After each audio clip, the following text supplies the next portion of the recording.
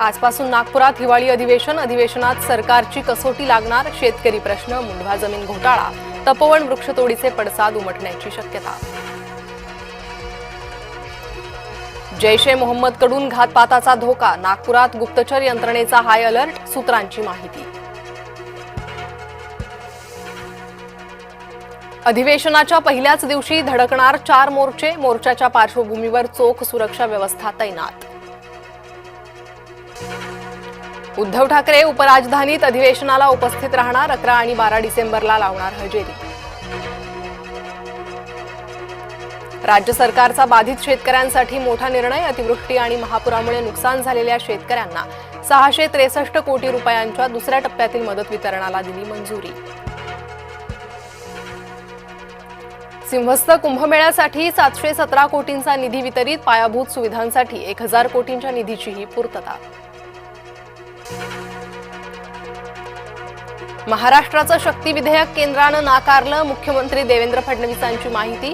शक्ती विधेयक 2020-21 मध्ये विधिमंडळात मंजूर, मात्र आता केंद्रानं नाकारलं.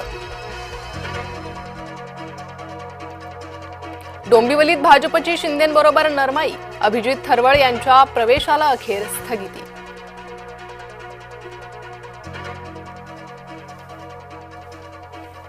नाशिकच्या तपोवनमधील आंदोलकांशी आज चर्चा, मनपा आयुक्त आणि अधिकाऱ्यांचं आंदोलकांना चर्चेचं निमंत्रण.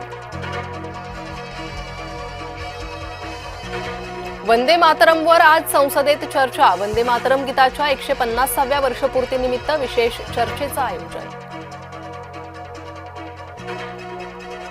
पार्थ पवार कथित जमीन गैरव्यवहार प्रकरण, दिग्विजय पाटलांची होणार चौकशी, दिग्विजय पाटील 10 तारखेला पुणे पोलिसात हजर राहणार.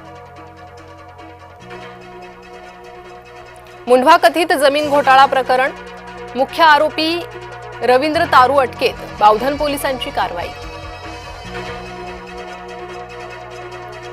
इंडिगोकडून प्रवाशांना 610 कोटींचा परतावा, प्रवाशांच्या 3000हून अधिक बॅगाही करण्यात आल्या परत, केंद्र सरकारनं केलं स्पष्ट. इंडिगोच्या वैमानिकाचं खुलं पत्र व्हायरल, पायलट आणि कर्मचाऱ्यांच्या सातत्यानं अपमान केला जातोय, वैमानिकानं पत्रातून मांडली भूमिका.